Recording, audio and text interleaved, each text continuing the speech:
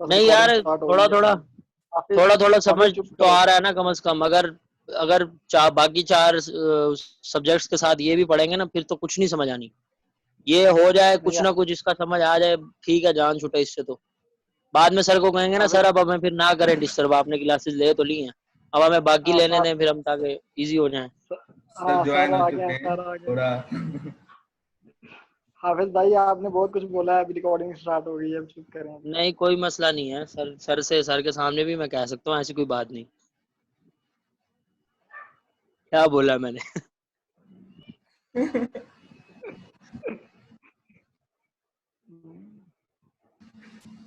नहीं आप sir contact में बात कर रहे थे, सर ने कॉन्टेक्ट कॉन्टेक्ट सेंसिटिव में नहीं सेंसिटिव कर है रहा ना। था भाई, मैं कॉन्टेक्ट फ्री में ही हूँ मैं। इसको बम्बिंग है ना।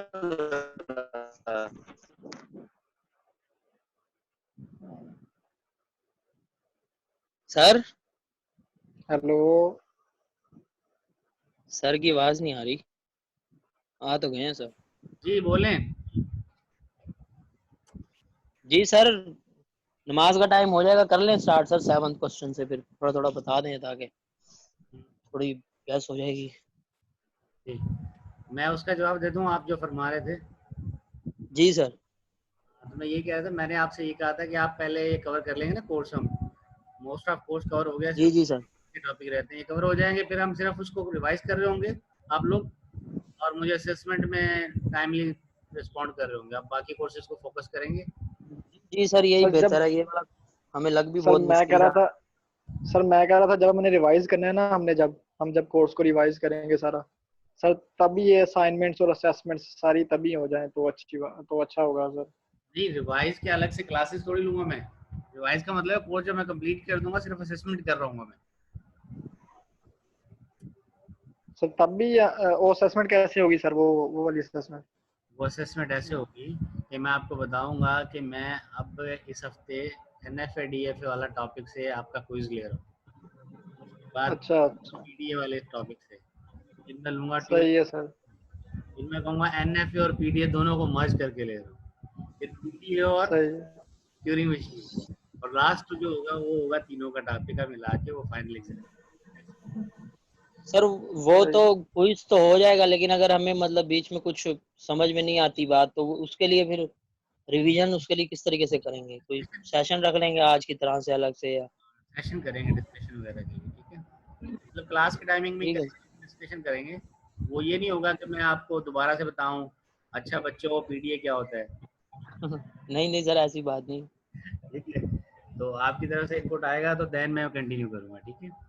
सर वो आप वो बता रहे हैं ना, मतलब चेंज, ये जैसे चेंज करते हैं हम पीडीए को उसमें, या मतलब वो तो हम पूछ सकते हैं ना, जो सिंपल चीजें तो हैं, पीडीए क्या होता है वो तो हमें समझ आ जाएगी सर, लेकिन जैसे कन्वर्जन्स हैं और बाकी की जो चीजें हैं, वो पूछ लेंगे जो जहाँ से समझ नहीं आएंगी।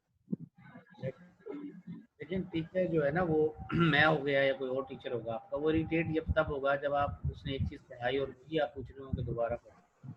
हाँ, अगर जी जी सर। A और B को मिला कि आप कहते हैं कि कैसे बनता है, hint दें, हम बना के दिखाते हैं, फिर आप बता दें सही है या नहीं, तो वो सर अगर बनाते रहे लूप सर बना। अगर हम मतलब एग्जाम वगैरह में अगर हमें कोई बात समझ नहीं आती, हम वीडियो वगैरह देखकर उससे मतलब समझ के कर लेते हैं, जैसे वो एप्सिलॉन एनएफए वगैरह की चेंजेस थी, कन्वर्जन थी, तो वो भी ठीक होगा सर? नहीं वो मुनासिब नहीं है। वो तो फिर यही हो गया ना कि आप अपने दिमाग में वो चीज़ रख ही नहीं रहे। लेकिन जी क्लासेस सर। पढ़ने के लिए और उसके बाद जो एग्जाम होता है ना, उसका ऑब्जेक्टिव ये होता है कि आपने उनको अप्लाई किया दिमाग में, और उसके बाद फिर आप उन चीज़ों को समझ के कुछ रिस्पॉन्ड कर रहे हैं।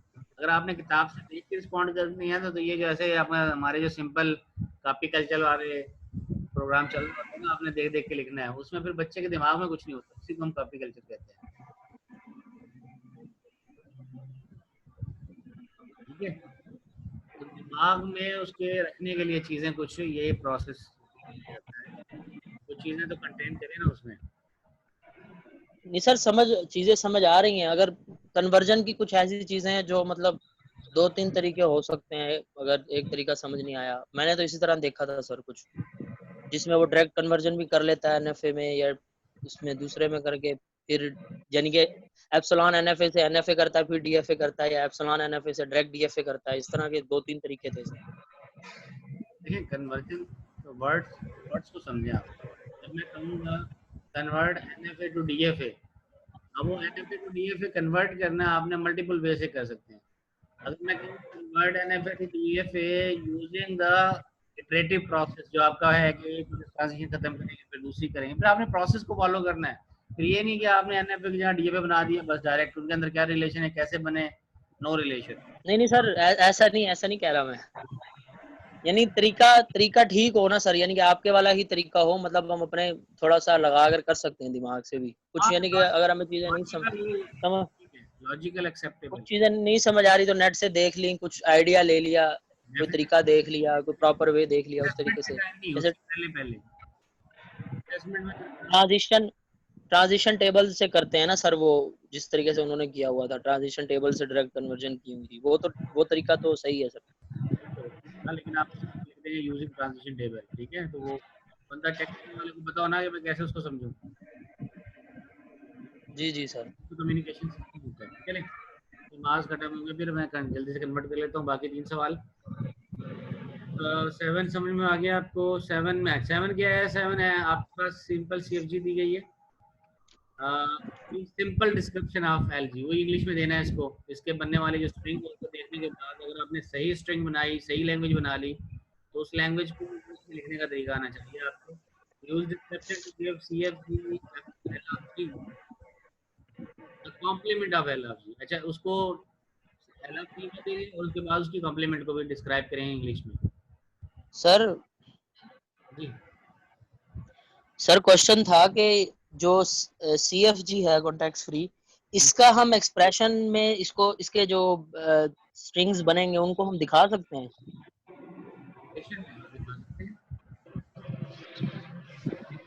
मतलब उसको हम रेगुलर एक्सप्रेशन तो नहीं बोलेंगे, वो रेगुलर लैंग्वेज के लिए नहीं है, लेकिन एक्सप्रेशन में हम दिखा सकते हैं कि इस तरह की स्ट्रिंग्स इससे जनरेट होंगी इस तरह चलेंगे आप एक्सप्रेशन में देखें। 2 बातें हैं ना, अगर आप ये जो फ्लो है, सीक्वेंस है, उसको सामने रखा हुआ ना, तो एक्सप्रेशन लिखने की जरूरत नहीं है।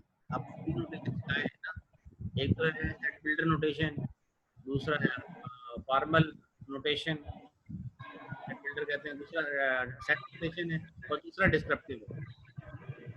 तो जब आप सेट नोटेशन यूज करते हैं, सेट नोटेशन सीक्वेंस आप शो करोगे, जैसे अगर आप बोले सेट ऑफ इवन नंबर, तो आप इवन नंबर 1 2 3 4 करके आप शो करते हैं इवन नंबर क्या है, 1 है, 3 है, 5 है, डॉट डॉट डॉट। इसी तरह जब आप स्ट्रिंग बनाएंगे ना लैंग्वेज, तो लैंग्वेज की फॉर्म में बनाएंगे, जब ना कि रेगुलर एक्सप्रेशन में बनाएंगे। अगर आप कॉन्टेक्स्ट फ्री का रेगुलर एक्सप्रेशन बना देते हैं तो ये तो गलत हो गया ना, क्योंकि रेगुलर एक्सप्रेशन आ सकती तो फिर तो वो कॉन्टेक्स्ट फ्री की नहीं होती। जी सर। मैं क्वेश्चन 8 को देखें। 8 जो है आपका वो एम्बिग्यूटी से टॉपिक से रिलेटेड है। ये इफ एल्स स्टेटमेंट के अंदर एम्बिग्यूटी होती है, तो यहाँ पे इन्होंने इफ स्टेट की एक ग्रामर दी है, statement then assignment then if else then assignment. इसको यूज करते हुए आपने ये बताया है कि natural looking grammar is a fragment of programming language but G is ambiguous. दो चीज करनी है, दैट जी इज एम्बिगुअस, ये प्रूव करना है कि एम्बिगुअस है ये, और दूसरा क्या करना है, गिव अ नॉन एम्बिगुअस। मैंने एक वो मैथमेटिक्स का सिखाया था आपको, प्लस माइनस एक्सप्रेशन वाला, तो एम्बिगुअस से नॉन एम्बिगुअस में कैसे जनरेट करते हैं, टर्म जनरेट करते हैं, फैक्टर बनाते हैं। वो जो मैंने ए प्लस मल्टीप्लाई बाय ए किया था, तो स्लाइड्स में देखेंगे आप लेक्चर में, वो ये था कि मैंने एक एम्बिगुअस ग्रामर को नॉन एम्बिगुअस में कन्वर्ट किया था। उसमें बजाय मैंने टर्म के फैक्टर टर्म की टर्मिनोलॉजी यूज की थी, पैरेंथेसिस इन एक्सप्रेशन। तो वो एक प्रोसेस था जिससे हम एम्बिगुअस ग्रामर को कन्वर्ट कर देते हैं नॉन एम्बिगुअस में।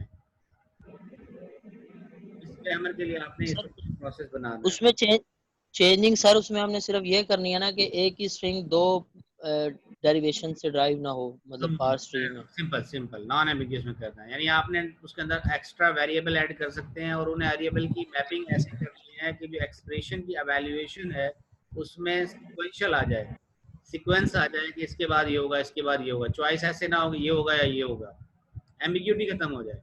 ठीक है, मतलब एक ही आउटपुट के लिए मल्टीपल इटरेशन या मल्टीपल डेरिवेशन ना पॉसिबल हो, एक आउटपुट के लिए एक ही डेरिवेशन पॉसिबल हो।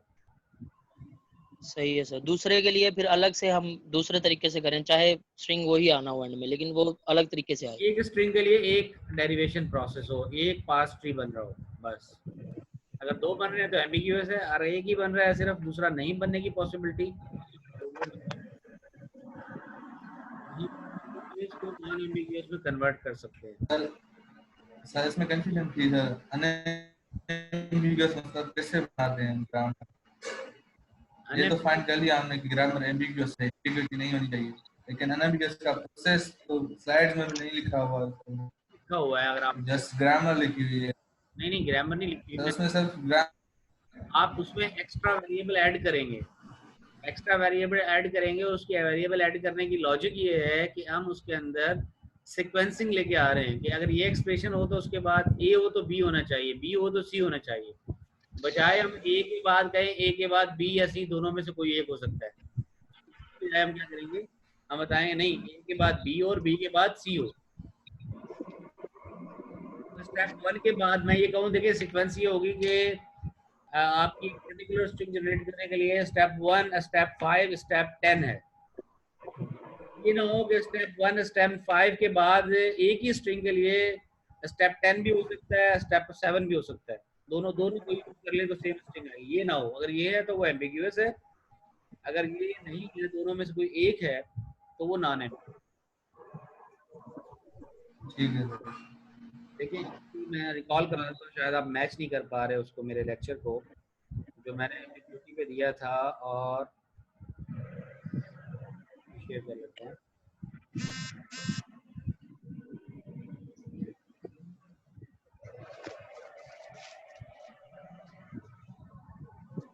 स्लाइड नजर आ रही है आपको?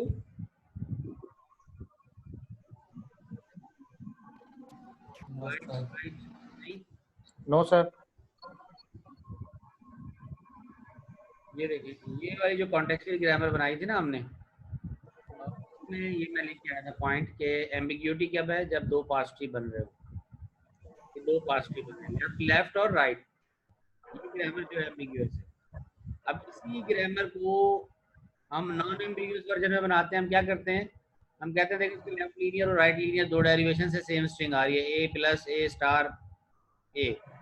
हम कहते हैं नहीं, हम इसको कन्वर्ट करते हैं, बजाय हम ये एक्सप्रेशन यूज करने के हम ये वाली ग्रामर यूज करते हैं। हमने बजाय एक्सप्रेशन प्लस एक्सप्रेशन के उसको किया expression plus term, term multiply by factor, और factor can be again expression. तो ये ग्रामर जो है नॉन इक्विवेलेंस ग्रामर बन गई थी इक्विवेलेंस ग्रामर की, सेम ग्रामर की, लेकिन आपने ट्रांसफॉर्म कर दिया था उसको नॉन इक्विवेलेंस। याद आ रहा है? ये ग्रामर एम्बिग्यूअस है और ये ग्रामर क्या है, नॉन एम्बिग्यूअस है।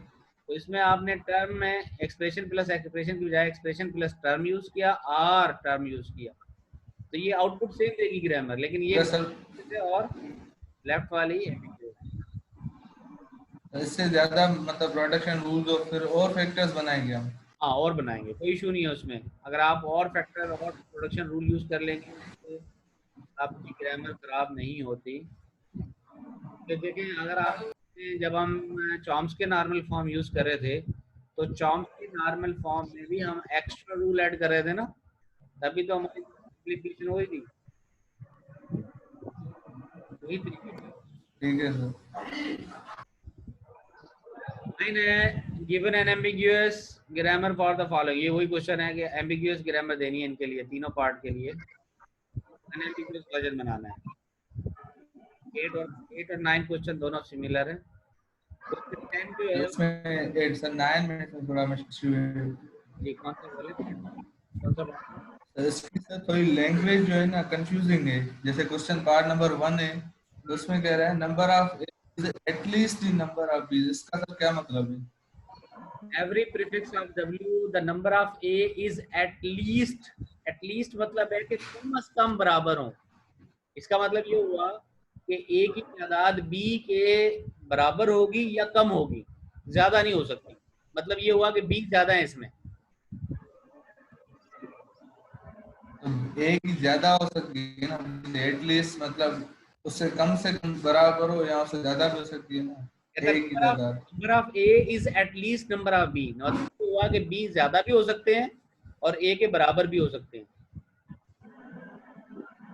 इसमें सर कंफ्यूजन ऐसे होती है ना, आप 20 सर कैसे ज्यादा हो सकते हैं, उसमें इंग्लिश में थोड़ा इशू है सर। इंग्लिश में मैं क्लियर तो कर रहा हूँ आपको, यही तो कर रहा हूँ क्लियर कि number of A is at least number of B. मैं ये कहता हूँ जैसे लेट्स सपोज मैं आपको कहता हूँ यार आपने ना पास करने के लिए कोर्स एटलीस्ट 80 नंबर आने चाहिए। कितने आने चाहिए? 80 मार्क्स। तो मैं वर्ड क्या यूज करूंगा? एटलीस्ट। इसका मतलब ये है कि कम से कम 80 आने चाहिए, उससे ज्यादा हो सकते हैं। वही तो मैं कह रहा हूँ। हाँ,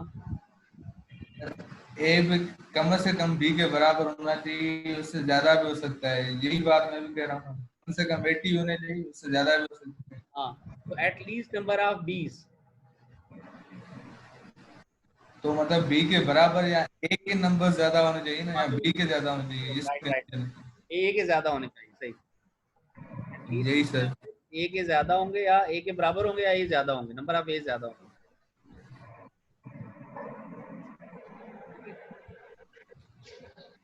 ठीक है sir. Number of A and sir number of be in the W R equal, ये तो सिंपल है। तो सर ये प्रीफिक्स में होंगे क्वेश्चन नंबर पार्ट ए में सर, प्रीफिक्स में मतलब इसका मतलब ये है कि कम से कम शुरू में आप एक ए प्रोड्यूस कर दें। एक ए प्रोड्यूस करें या ए बी दोनों प्रोड्यूस कर लें? शुरू में कम से कम एक ए प्रोड्यूस कर दें और उसके बाद ए और बी प्रोड्यूस कर रहे हो। तो देखें शुरू में एक ए ठीक तो है सर। हो गया ना। एवरी ठीक है prefix w number of A is at least number of B.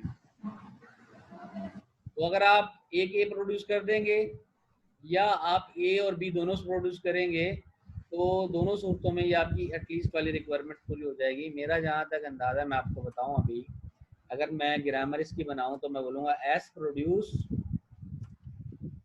A S yes B जी सर। और A A S A S. क्या ख्याल है? जी सर, आई थिंक ये सर एस प्रोड्यूस लैम्डा होगा बाद में सर। ना लैम्डा भी कर, हाँ लैम्डा भी कर सकते हैं, सही है, ए प्रोड्यूस लैम्डा। ठीक है, ये सही है ग्रामर सर। लैम लैम ये सिंपली ग्रामर बन गई। अब ये तो आपने मुझसे बनवा ली। नहीं सर, हमने बना ली थी पहले से ही, कंफर्म कर रहा था मैं। कुछ नहीं है, मतलब यानी कि छोटे छोटे सवाल आते हैं। सिर्फ यही आप सोचने पे एटलीस्ट और एट मोस्ट और ये वर्ड जो है ना एटलीस्ट और एट मोस्ट और इनकी लॉजिक, ये आगे जाके हायर कोर्सेज में आपके इस्तेमाल होंगे। फिर वहां पे अगर आपने एम्बिग्यूटी कर दी ना कि यार एटलीस्ट का मतलब क्या है, तो समझें फिर आपने ये कोर्स पढ़ना बेकार हो गया। इनका इस्तेमाल है आगे।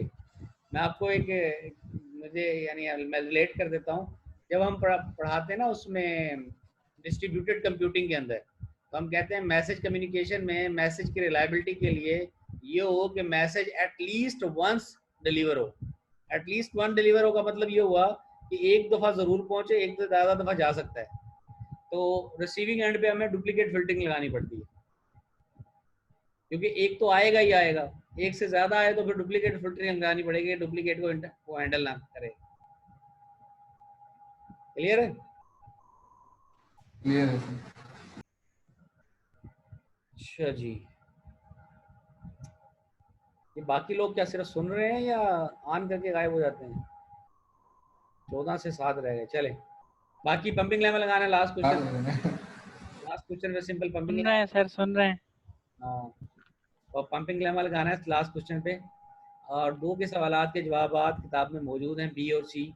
ए और बी आपने ढूंढने हैं, ठीक है। लेकिन मैं ये कहूँगा कि बी और सी को पहले खुद करें, उसके बाद जवाबात से मैच करें, फिर सबमिट करवा दें, तो आपकी असाइनमेंट हो जाएगी।